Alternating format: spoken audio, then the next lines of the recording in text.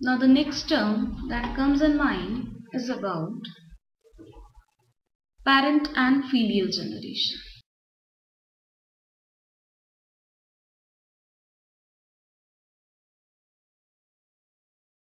For the hybridization experiments, the plants or animal, or you can say the organism which is used at its parental generation, it's always homozygous in nature. If you follow Mendele's, then you have to take parent as homozygous parent. So you can say parents are always pure in nature, and this generation can be indicated as P generation. While the filial generation, second generation is filial generation. Filial means offspring. These are offsprings, and you can indicate offspring. These are usually heterozygous, but somewhere it could be homozygous. This generation indicates with capital F. If the offsprings are formed by parent directly, then this is called as F1 generation.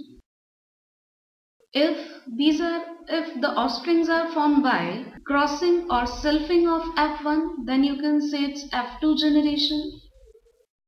And again, if offsprings are formed by F2 generation, then these are called as F3 generation or third filial generation, and so on. This is first filial generation, it's second filial generation, third filial generation, and so on. You can form various kind of offspring or filial. Just like I am taking the example here, a hybridization method. If the parents are pure, for the hybridization you have to take two kind of feature. The first one I am taking the tall parent, and the second is recessive parent, that is the dwarf parent. Tall can represent as capital T and capital T small t also. But I am saying to you, if you are taking parent should be always pure or homozygous. So the tall plant will be here capital T if you want to follow Mendele's. And dwarf is small t small. This can form the gamete like capital T, while this can form the gamete like small t.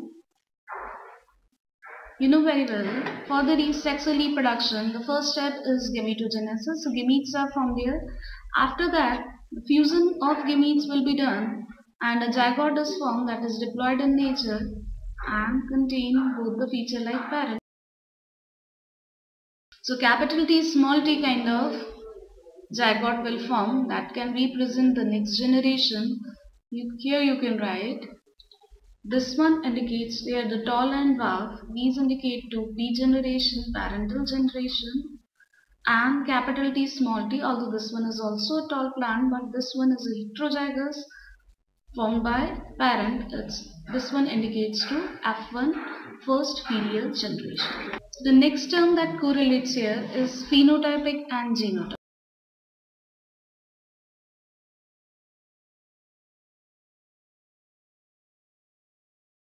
I'll take the first term, phenotype first.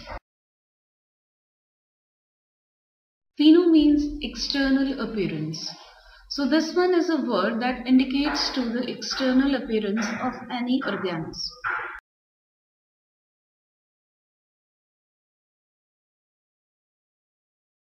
We are taking example about the plant height. So I'll explain this term again by the height. A plant is tall. It can be tall like homozygous tall or heterozygous tall. But the tallness should remain same, because if I'll take a mathematical calculation here, if capital T denotes to 6 feet height and small t denotes to 3 feet height.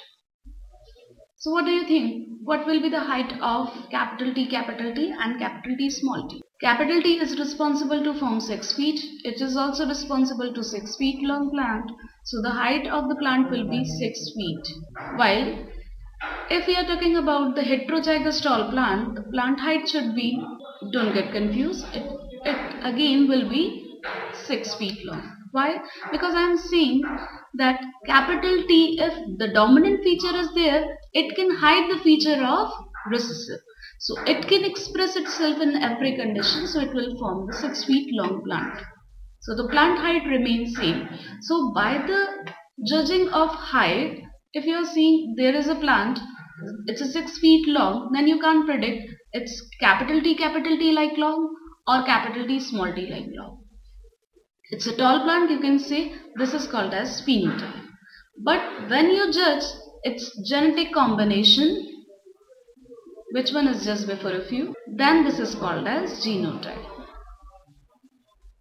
Now I think you can understand why we have to take two terms. A tall can represent like this and this also, but when you show the genetic aspect of that, then you have to use a term like this. It's a homozygous tall or a heterozygous tall. Or you can also say it's a pure tall or hybrid tall. If the plant is pure tall, then it must be indicated by capital T. And if this one is heterozygous tall, then it should be represented as capital T small t. The last term, that is backcross.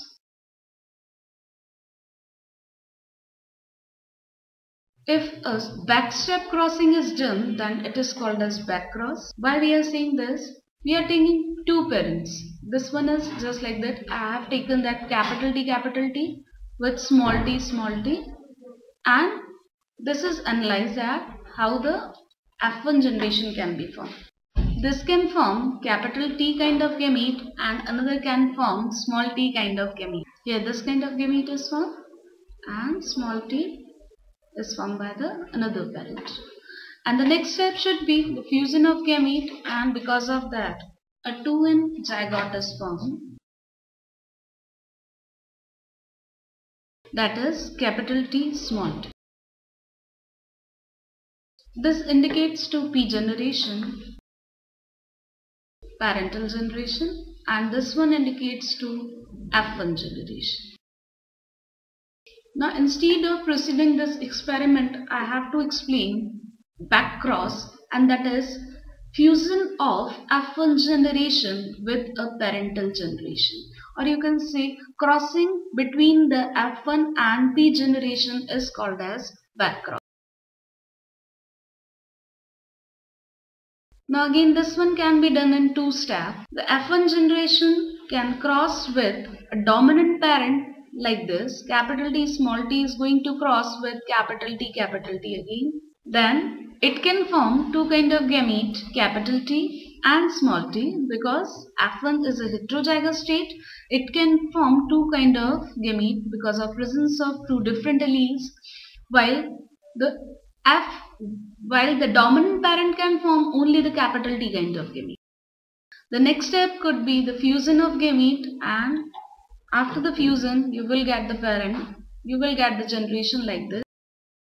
Capital T can form with another capital T, or it can also fuse with the recessive gene. So in this step of backcross, you can cross the F1 generation with the dominant parent, and ultimately you will get the offspring like this, capital T and capital T small t. Both are tall in nature. This is called as outcross because there is no outcome for this. While the second step, if you will cross F1 generation with P generation with recessive parent like this, again this will form capital T and small t kind of gamete, and this can form only the small t kind of gamete. Fusion will be done, and after the fusion you will get the generation like this. This capital T can fuse with the small t, and small t can also fuse with the small t. Here you will get two different kind of features. The first plant will be tall because of the presence of dominant trait, and this will be a dwarf plant because of the presence of homozygous recessive. So definitely there will be outcome of this cross, and it's known as test cross. Now I'm going to tell why these names are given to them. In this case, if the crossing between F1 with the dominant parent is done, here the F1 crosses with the dominant parent. So there will be no outcome. If we are saying the plant is tall, but we are not telling you about the homo or heterozygous state of this, then if the capital T crosses with capital T, then the outcome remains same. It will be from 100% tall plant. But in this case, you can analyze the state is homozygous or heterozygous. By the crossing with recessive parent, you can judge the state of homo or heterozygous of a plant. So you can predict about the genotype of a known plant. If instead of capital T small t, capital T will be there, then you will get 100% tall plant. This is just before of you. This cross is just before. But if a known genotype is given to you and you have to predict this is homo or heterozygous in state, then you can predict it by test cross, because if a small t or if a recessive trait, recessive allele is present there, then it can form the dwarf plant, otherwise not. Okay, so test cross, back cross can be done in two ways.